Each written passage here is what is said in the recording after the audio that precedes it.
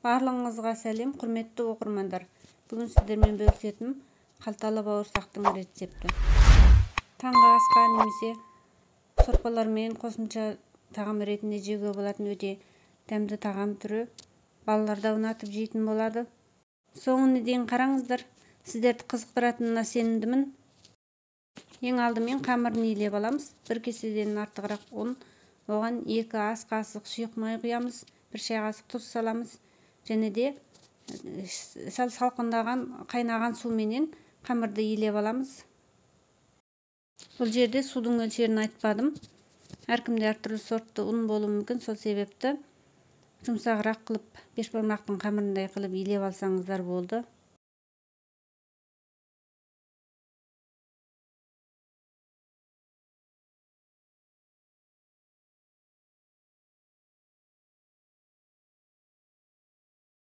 Қамырды жақсылап отырып илеп, орап, тұндырып қоямыз.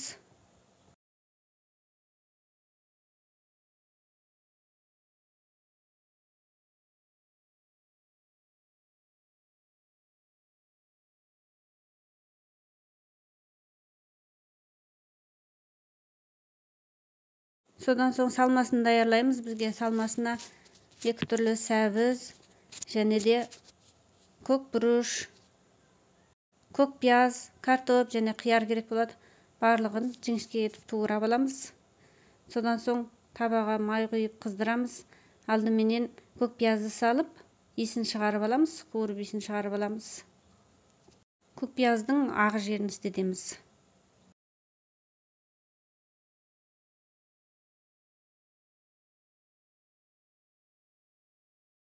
Содан соң сәбіздерді салып қуырамыз. Содан соң картопты салып қуырамыз. Ешқандай да су құймаймыз, орташа отта қуырып аламыз, жұмсарғанша қуырамыз. Тұз саламыз, дәміне қарай, және де қара бұрыш, паприка саламыз. Өздеріңіз қалаған дәмдеуіштер сала берсеңіздер болады. Бұл жерде бауырсақтың ішіне салатындықтан су құймаймыз. Майда қуырып пісіріп аламыз. Содан соң ең соңында қияр менен көк бұрышты салып, араластырып алып, дайындап қойып қоямыз. Су құймасақ піспей қалама деп ойлауларыңыз мүмкін. Майға да піседі, майға көбірек қуырсаңыздар, картопта жұмсарып шығады. Сәбіз, картоп барлығы жұмсақ болып шығады. Содан соң қамырымызды дайындаймыз. Қамырды ең алдыменен жұқа қылып отырып, жайып аламыз. Содан соң көріп отырғандарыңыздай бауырсақ кескішпенен кесіп шығамыз. 4 елдей қалыңдықта кесіп шығамыз.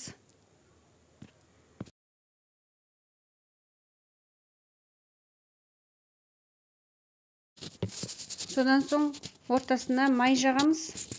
Шетіне жақпаймыз, ортасына ғана жағып, 2-ге бөктеп, жапсырамыз. Шетін жапсырып аламыз. Содан соң бауырсақ кескішпенен, үйрек бауырсақ кескішпенен шетін кесіп шығамыз. Әдемі болып тұру үшін. Не осындай жасап аламыз. Содан соң майды қыздырып, майға қызартып қуырып аламыз.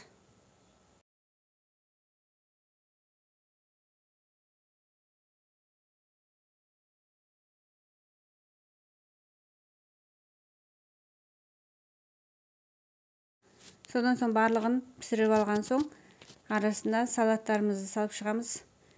Қолмен салу ыңғайлы болған соң қолмен салып шықтым. Әр түрінен салып, осылай дайындап, дастарханға қойсақ болды. Сіздерге ұнайтынына сенімдімін. Міндетті түрде жасап көріңіздер.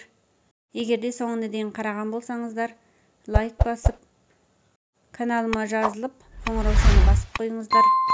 Назарларыңызға рахмет. Келесі кездескенше сау болыңыздар. Астарыңыз дәмді болсын.